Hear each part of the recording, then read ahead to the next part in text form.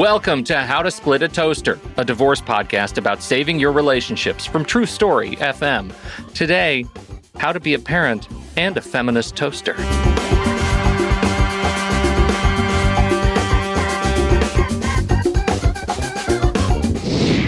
Welcome to the show, everyone. I'm Seth Nelson, and as always, I'm here with my good friend, Pete Wright. Today on the show, we welcome Professor Jordan Shapiro to the Toaster.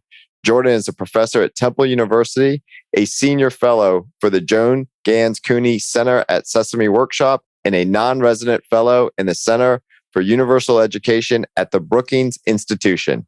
He's the author of 2 books, The New Childhood, Raising Kids to Thrive in a Connected World, and his newest book, Father Figure, How to Be a Feminist Dad, a new take on, quote, dad psychology that challenges our assumptions of traditional parenting roles. He's here today to explore some of these ideas through the lens of divorced parents. Jordan, welcome to the Toaster.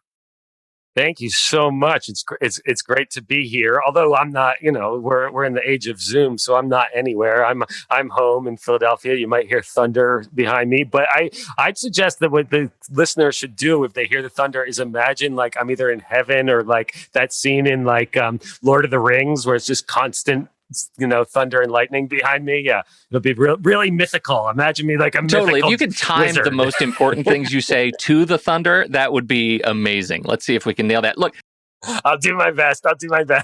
I have to say, there are a lot of great things that you're doing right now in that introduction. But as a university professor myself, I have to say the highest accolade that you have is you're ranking a 4.5 on ratemyprofessors.com. And people are calling you really nice things about your day job. So congratulations on being a classroom rock star, Professor Shapiro. That's hard to do. I was a little disappointed when they took off the chili pepper because not that I ever got one. I mean, but it was my goal. Let's start before we dig into some of the divorce stuff. I'd like for you to give us a little bit of a setup on this book. A little background on what it is that got you to write Father Figure, and how your research led you to the latest. Yeah, I mean, what got me to write Father Figure? That's a really big question, right? There's a lot of things. I mean, any book like this, which is so personal in some ways, there's a lot of different threads that come together in order to make it happen. And in this case, I always did want to write a book about feminism for men. I thought that was an important thing that should happen. I had no idea, even though that was something I imagined for a while, that it would come out as a fatherhood book. That was a happy surprise. I think I decided to write a fatherhood book because when I was promoting The New Childhood, it became very clear that there were a lot of presumptions about what it meant to be a father that made me uncomfortable. I'll give you an example, right? Most of the people who write about parenting who are men, you're supposed to do it as like a doctor or a psychiatrist, and you don't talk about your own family. You keep this nonsense distance where you pretend that I'm only speaking as a clinician.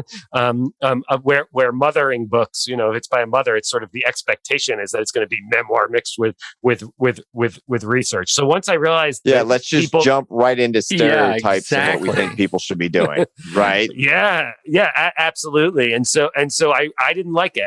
And so I wanted to write what's in this fatherhood that makes people assume that I fit or don't fit that mold as I traveled around and met people and had them respond. The reason it became Father Figure, How to Be a Feminist Dad is really, I thought we were living at a time, if you look at what's going on all over the world, not just the U.S., politically and culturally, is the way we are thinking about gender and is starting to change. And I realized that there was a lot of men who didn't really know how to imagine themselves outside the old models of like patriarchal dominance and what we were getting because they Jordan, yeah. I was waiting for you to say patriarchy. I've been like waiting for you to use that word because I've got a great story about it. Okay. you have this whole thoughtful thing about why you wrote this book, which I really do appreciate.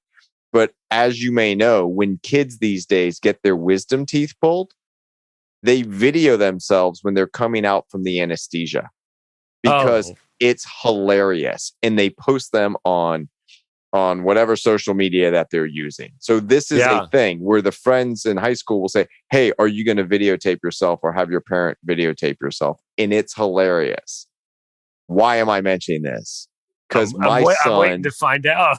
My son did that when he had his wisdom teeth pulled recently, and he comes out just bashing patriarchy. Do you know about patriarchy? It's so bad. My son did this when he was taking AP World History with an amazing teacher who was talking about all these issues. He really understood them and got fascinated with them and would look for areas in the world where it was happening, and we would discuss it all the time. And that's how he came out. So I'm convinced he's going to write a comedy routine about this, which gave no thought since it was coming out from anesthesia, where you have a very thoughtful reason on why you wrote this book.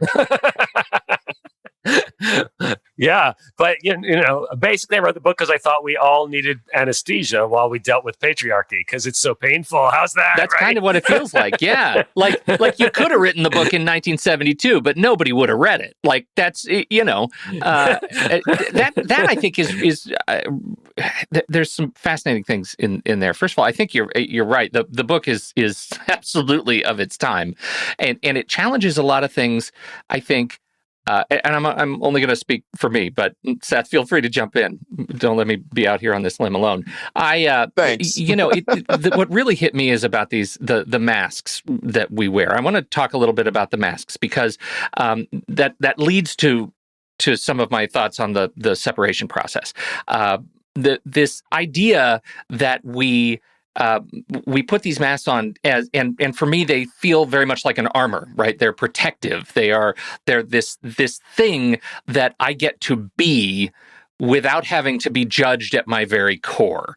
And as a parent, I often need these, and I think you hear this like, the kids, other kids want you to go do something reckless. You can't do it. Go ahead and blame it on me, right? You can use that as a tool and blame it on me. Well, I just sent my 19-year-old for the first time off to college. She did her freshman year at home, and now she's off to college. And I was wholly unprepared for the emotional Mack truck that drove over me this weekend. Like it was disastrous. And I am sitting here fighting between needing to demonstrate who I am to my daughter and demonstrate that, yes, this grief, I'm going to miss you. And also being a tough guy, right? Being a guy who fits. That's the mask, right? We're not talking about the mask, not the mask to cover up for COVID, right? Let's be very clear on the mask that we're wearing here. We're talking about like, the internal struggle that, and even I feel myself as somebody who thinks about these things, about taking off the mask and demonstrating to the people closest to me who I really am. And if I'm struggling with it, I have to imagine I am not alone. Unless I'm alone. It's only you, Pete. It's only you. Everyone else in the world. I mean, yeah, absolutely. I mean, we're all struggling with it, and I guess the idea I get to the idea of talking about masks, really because I'm talking about the psychological idea of persona, which literally means mask in I don't remember if it's Latin or Greek, but it literally means mask. But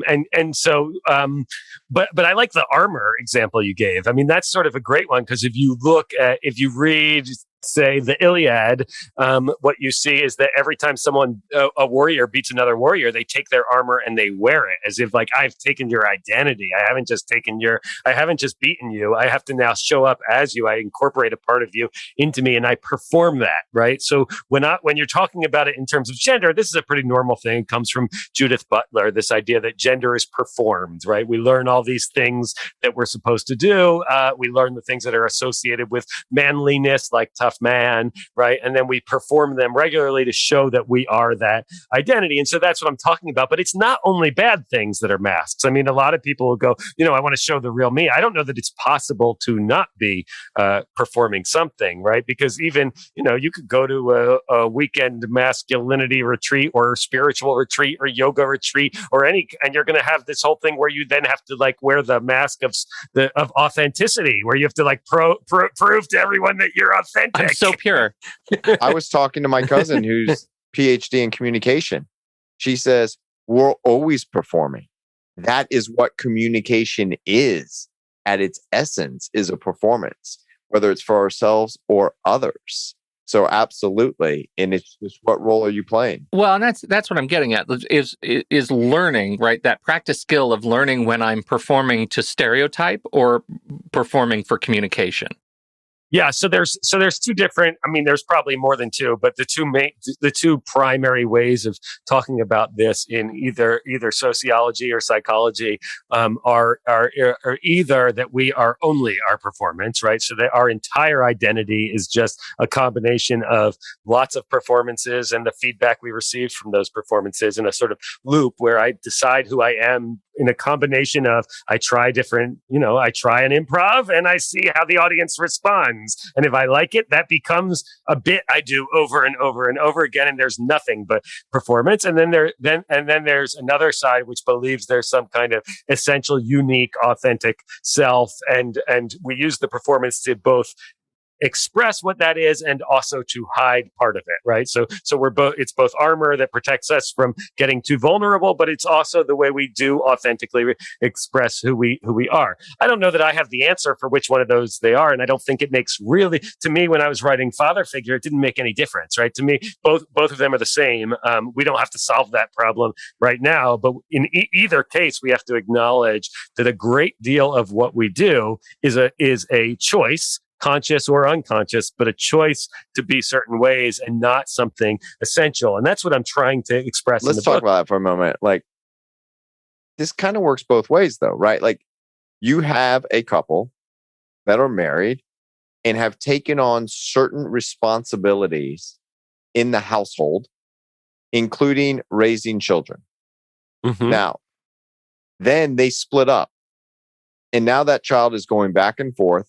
But initially, both parents now have all the responsibilities. When you're parent on duty, that child's with you. You've got to make sure lunch is made. You have to be the one to take them to their extracurricular activities. You've got to pick up the dead cockroach.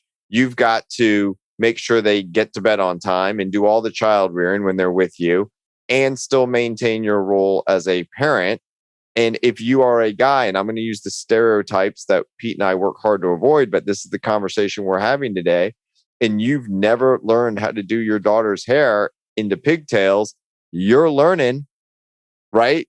That's not Thank on goodness you. for Yeah, YouTube. right. Aren't you excited there's YouTube, right? Imagine if you had to do it before YouTube. But don't both parents ultimately, when they split and the child goes back and forth, have to play both roles, even if it was just typical 1950s stereotypes? I mean, I think it's true in terms of the practical kind of things that you talked about. My guess is, I mean, I know this is true with my own kids, but my guess is that this is true across the board, although I haven't done any research to back it up. So take it with a grain of salt. Is that there still is some distinct, kids are very good at what's called code switching, right? So they start to learn not just the different rules in the different houses and the different attitudes, but my guess is they still expect different parents to do different things. I know, for example, that my kids wait until they're at their mom's to do their math homework, right? Because they just don't think I'm good at helping them, right? So they still do some level, but they're doing that themselves. I'm not playing the full role of sort of emotional support. She's doing some of that and doing it in different ways than me. But yes, I think absolutely in terms of things like laundry, in terms of things like cooking, in terms of, although, I'm sure you've talked about this on the show before. There's a lot of research that, and I can also speak about it anecdotally, that shows that a lot of the typical gendered things still, even after divorce, stay separate. So, for example, wives still end up responsible for most of the organization of pediatric appointments and dentists. I think I'm pretty good at that as an ex-husband. It's trying to take it on, but I will say, for the first few years of my divorce, my ex had to text me and go, "They need a dentist appointment. Will you please organize it?" Which, while I still organized it, she had to do this the mental labor of remembering it was time. Right? Oh, absolutely, absolutely. And also, I mean, in my own experience, my former spouse and we cut a couple deals, which I thought were brilliant. Anything dealing with a school project that required arts and crafts and a trip to Michael's was on me. Okay. I handled all that stuff. But we just kind of fell into this routine. And I called her one day. I said, look, we were actually hanging out when he was presenting it at school. And I said, I've been doing these projects, which I love doing. I'm not complaining here. I just said, I want to kind of cut a deal with you. And she's looking at me like I'm crazy. And we're very close, right, Jordan? But she's like, what? I said, I'll continue to do all these projects, but you're responsible for the college essays. And she's like, deal. And I could not tell you how excited I was when the last project ended. I was like, I am paid up, right? But we fall into these roles of, okay, this parent might be better at this, like your math homework example, right? But that still is a struggle with parents who are divorced if they don't have like the deal that I made, so to speak, but also because he fought for 50-50 time sharing and he can't even schedule the appointment. Those are the calls the divorce lawyer gets.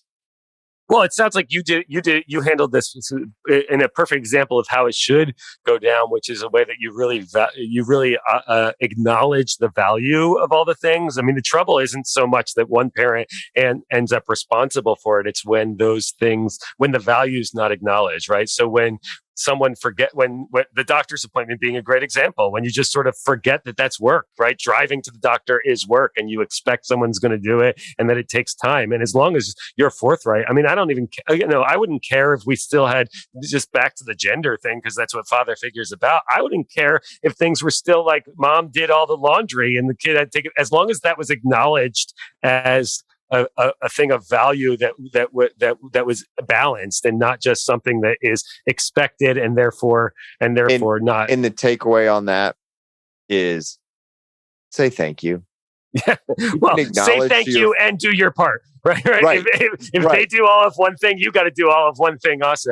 Yeah, absolutely. But just acknowledging your former spouse and saying, I really appreciate a quick text. I really appreciate you handling the dentist appointment, or I know they were sick today and we were both jammed up at work and I couldn't leave. I really appreciate that you did that. That just speaks volumes and just paves the way for better communication, better co-parenting down the road. And absolutely. It's really easy to do. But you got to get your ego out of the way, which Pete, you and I talk about a lot, right? Yeah. You got to remember to do it. You got to use your thumbs for good, not for bad, right? When you're texting. So there's some steps there, but it makes a huge difference. Yeah, absolutely. And, I just think it's important to consider time things. I know so many divorced parents who I hear one complain, the other one thinks they're doing their part because they pay for half the clothes, but the first parent still has to go do all the purchasing and all the noticing and all the right, and that takes a lot more time, the trying on than just writing the check. Jordan, so really, I want to let everyone know we did not speak before this podcast because you're setting up another deal that I had. Okay, when my kid was little, I used to do all the back to school shopping. Yeah, all the clothes and I would literally get stuff and say, hey, can we drop this off? We have all the shopping done. That was clothes. My former spouse would always handle the supply list. And that's just the role we fell into. Like, ooh, I would like that one because I hate the supply list. I'm so angry at the supply list. Yeah, the supply list is the thing that makes me want to turn over a table. Like, that's the kind of rage.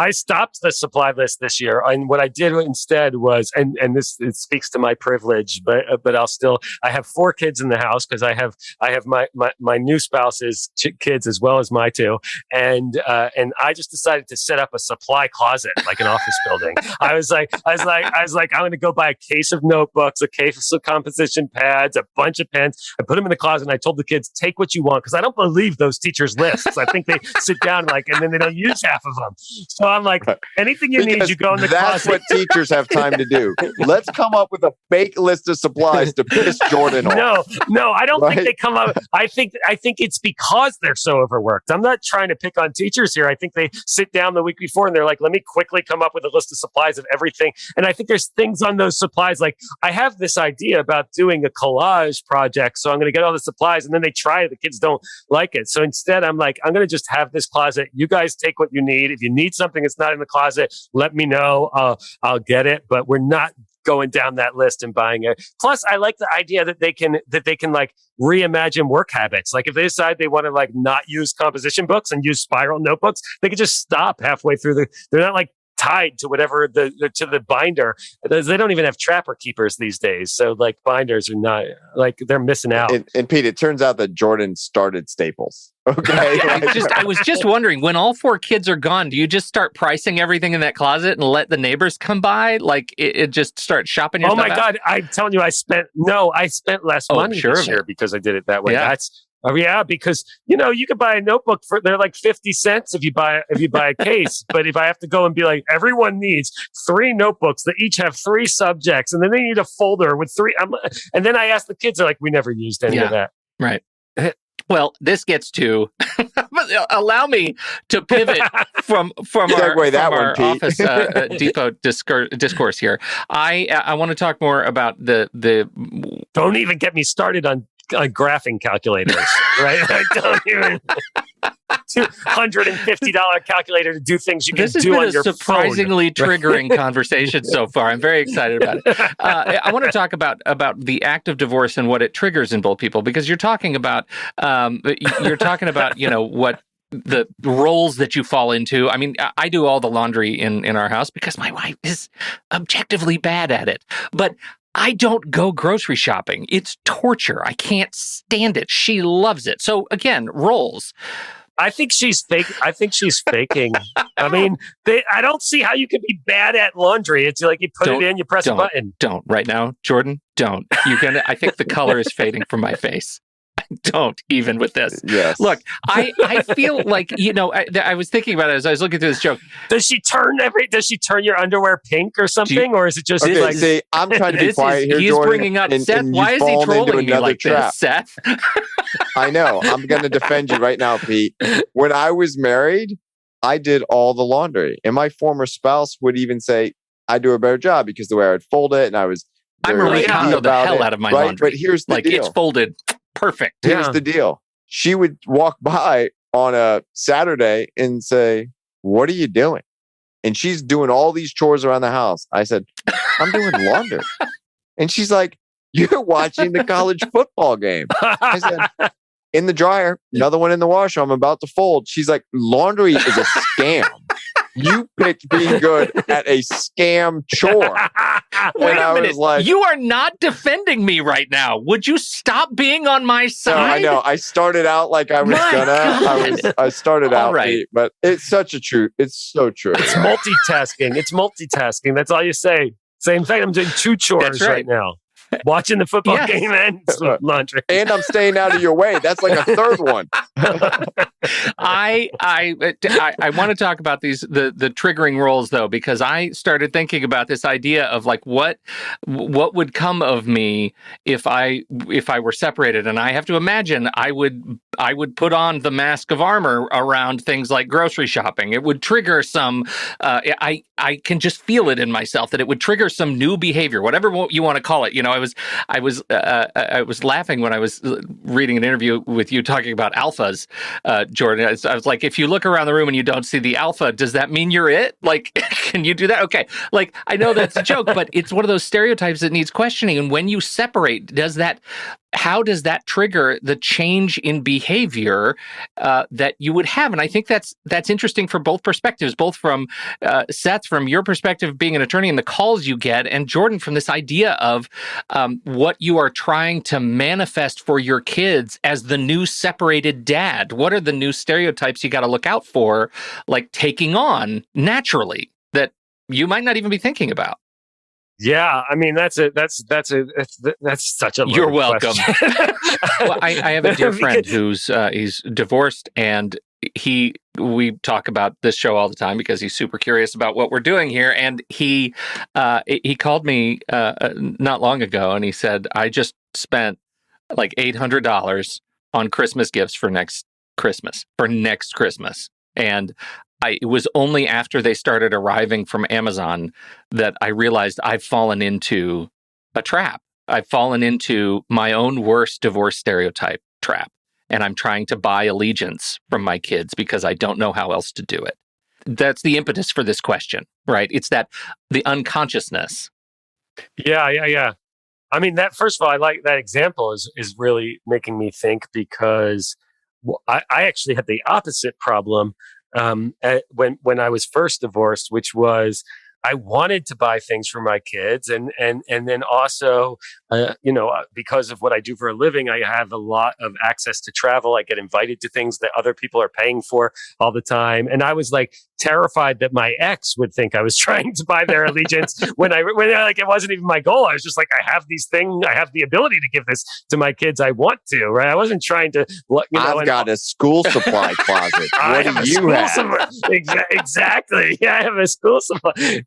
But yeah, I think there's that. I think there's also, I think these days there's the big effort to not become the Playboy bachelor pad dad, which I think was the previous image of the divorced dad, right? The like 1970s swinger divorce. I guess not a swinger if you're divorced. You're just I don't know what we call the sort of the sort of 1970s Playboy version of the divorced dad. But I think a lot of dads who try not to be that now, and then they becomes they overkill. Well, I've got a couple questions here on this. I think one thing is, Pete, because you mentioned this, your friend in that example of buying the gifts, at some level, clicking on Amazon was unconscious, and then the packages arrived, and it's like, whoa, now it's in my conscious. So there's stuff that we all do that we don't even realize that we're doing, and then there's things that we actually notice, and we have choices to make, right? So, Jordan, how is that when there are choices to make? And along with that, how do you then communicate that to your former spouse? Like, maybe you do step in and you're trying to do the right thing, and you schedule the dental appointment, and you've done everything right. You thought about that the kids need a dentist appointment. You scheduled it on your time, so you have to leave work. Your former spouse doesn't have to do anything. And then you get hit with, he didn't even tell me he was scheduling the dentist appointment. I've always taken them to the dentist. What? He's super dad now? You get the worst calls, now, man. It was all good intentions. Yeah, I mean, exactly. And they're all for my former spouse. Let me tell you. I know. No, but the point of that is that was all good intention, but you lacked the most important one is good communication. And it starts with a text. Hey, I was thinking maybe the kids need dental appointments. Do you want me to handle it and schedule it and take them? And if so, do you want me to clear the date so you can be there too? If you start with that text, I never get that call on the back end. Yeah, absolutely. The bottom line to all of these things, I mean, I feel like I'm gonna be like, the bottom line for everything you ever talk about on your podcast is.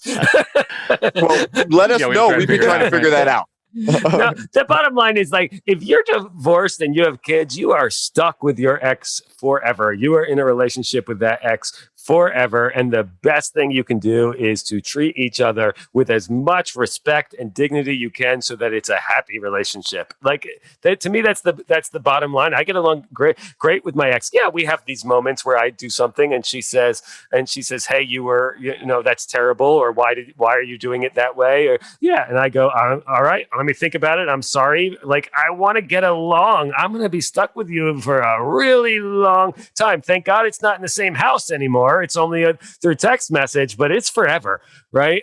But sometimes it's harder, right? Sometimes it's harder to communicate with the former spouse than with the current spouse. Because a current spouse, if things are going well, even when it has the rough patch, you're still kind of in it together, right?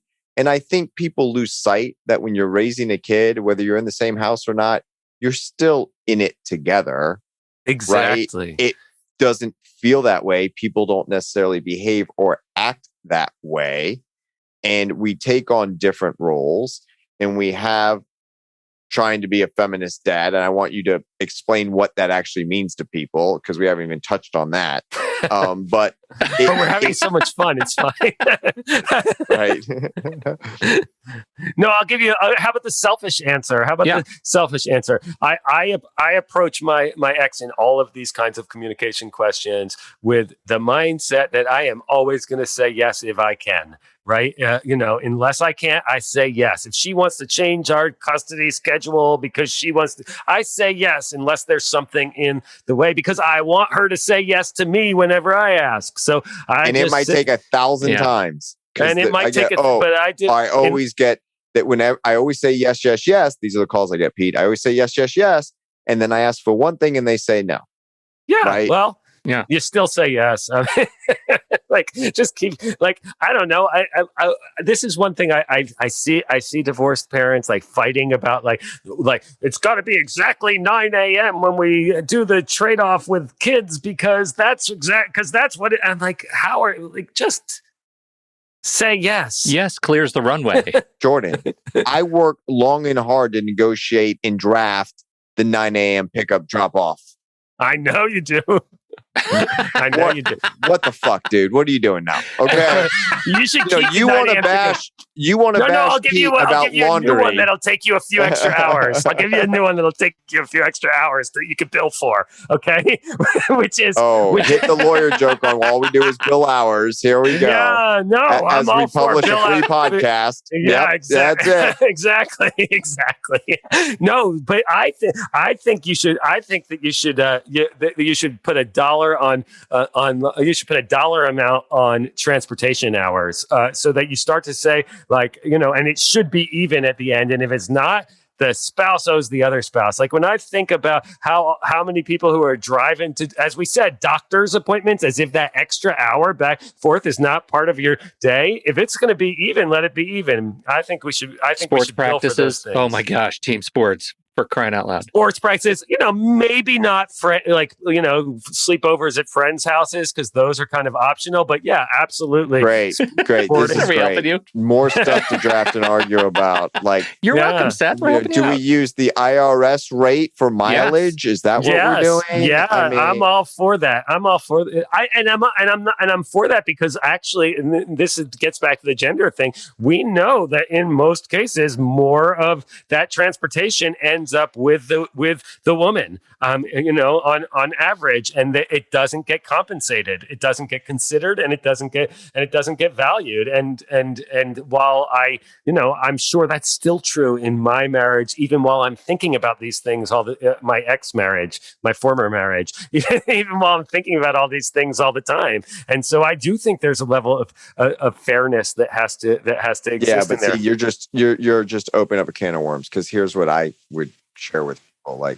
I know you're going to do all the driving. You're always going to be doing the heavy lifting on raising these children. That's what you've done. And a zebra does not change his stripes. He's not going to change on that. However, that is getting you something that you tell me you want, which is more time with your kids.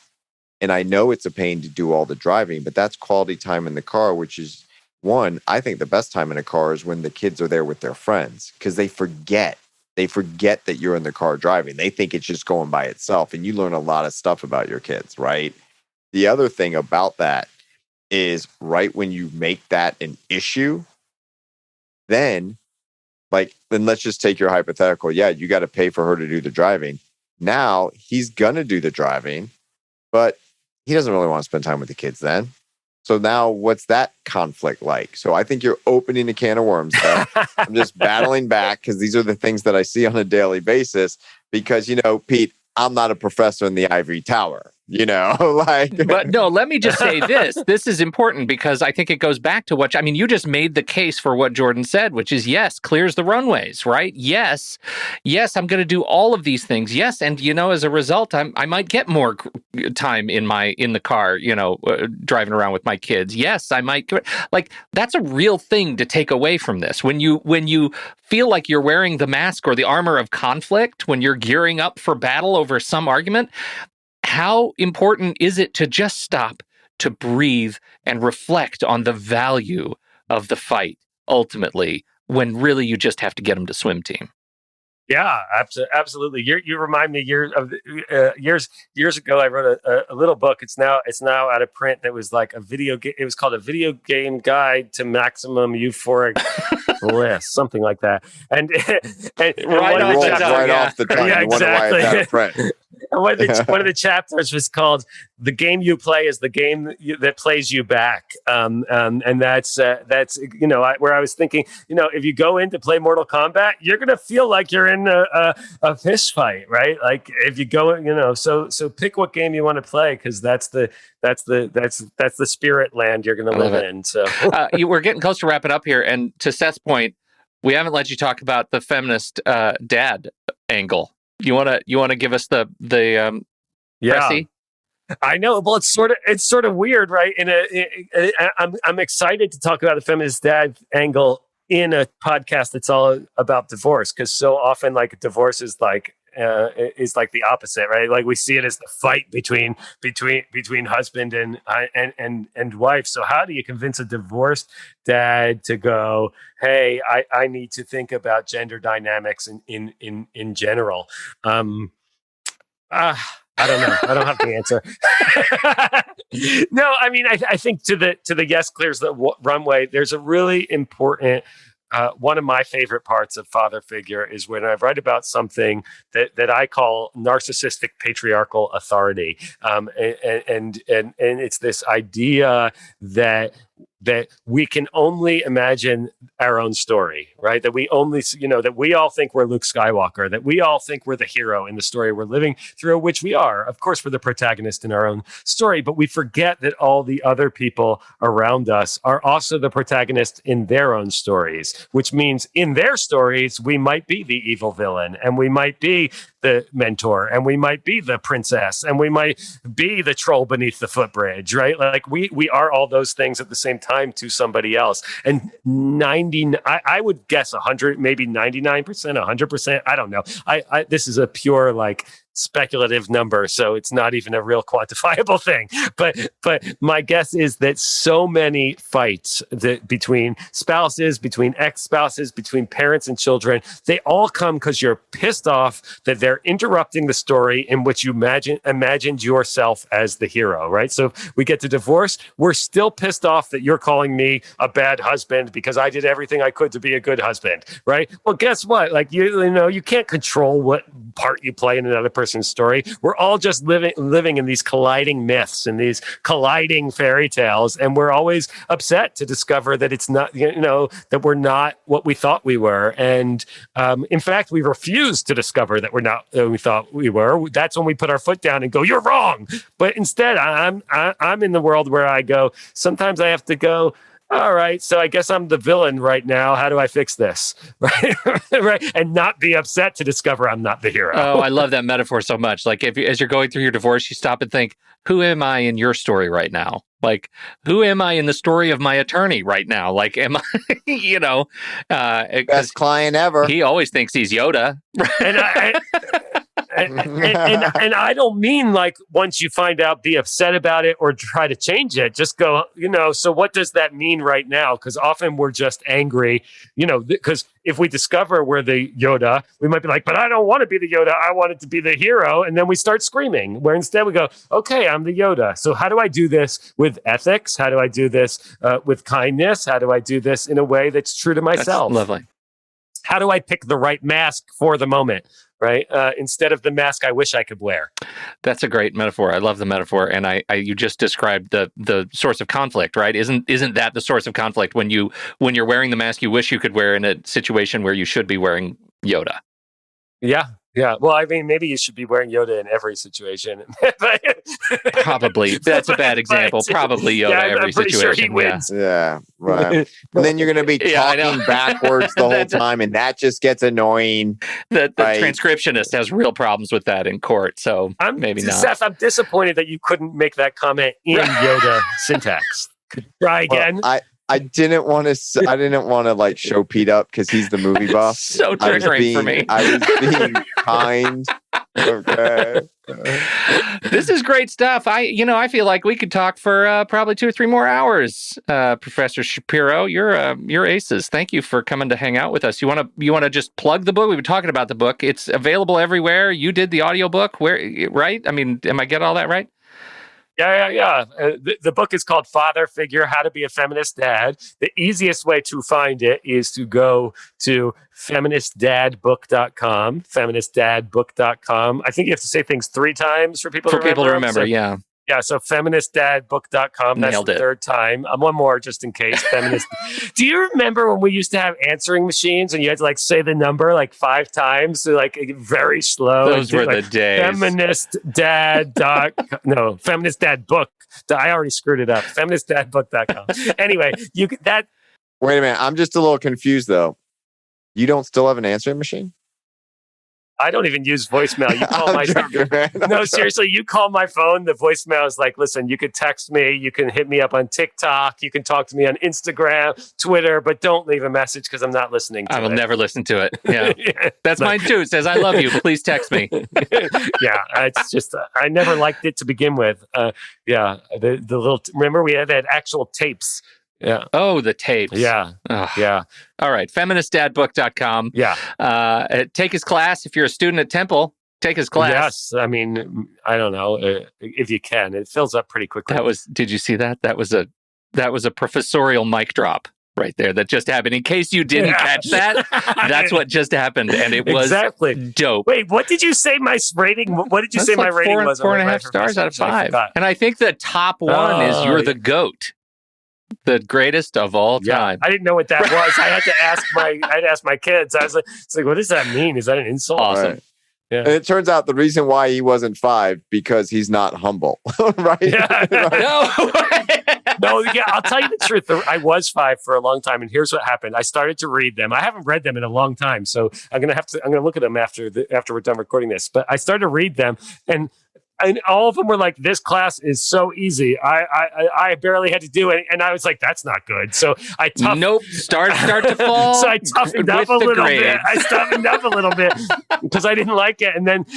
But then I read them and some are like, he's so confusing. I don't even know. There's so much work. I'm like, what? That's just not true. But so I do think the funniest things I get, and not on Rate My Professor, but when you get the feedback, I love the ones that say, this class was so easy. I don't even like reading, and I did all the reading for this class and all of the homework for this class. You should take it. You barely have to work.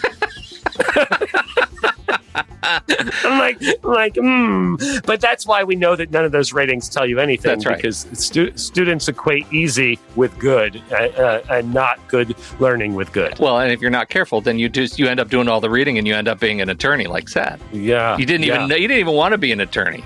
He didn't do all the reading. Did all the reading. Wait, no, he didn't. The lawyers are the ones who learned how to talk without doing all the reading. I can neither confirm nor deny. Yeah, see? All right. I got to put a fork in it. You guys, this has been great. On behalf of the fantastic Professor Jordan Shapiro, author of Father Figure, How to Be a Feminist Dad, and America's favorite family divorce attorney, That's Seth Nelson right there.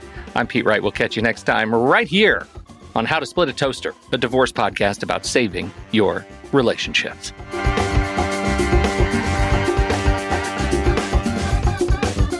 Seth Nelson is an attorney with Nelson Koster Family Law and Mediation, with offices in Tampa, Florida. While we may be discussing family law topics, How to Split a Toaster is not intended to, nor is it providing legal advice. Every situation is different. If you have specific questions regarding your situation, please seek your own legal counsel with an attorney licensed to practice law in your jurisdiction. Pete Wright is not an attorney or employee of Nelson Koster. Seth Nelson is licensed to practice law in Florida.